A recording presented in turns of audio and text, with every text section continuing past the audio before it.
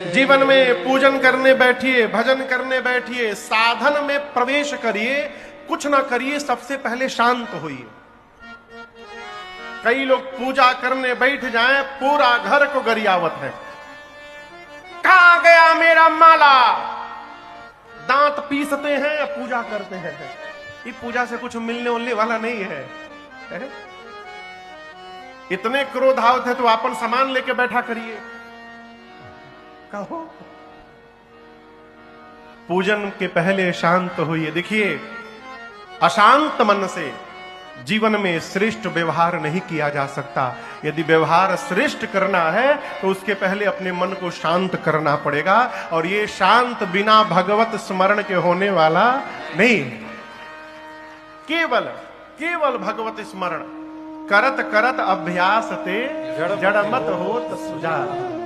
अभ्यास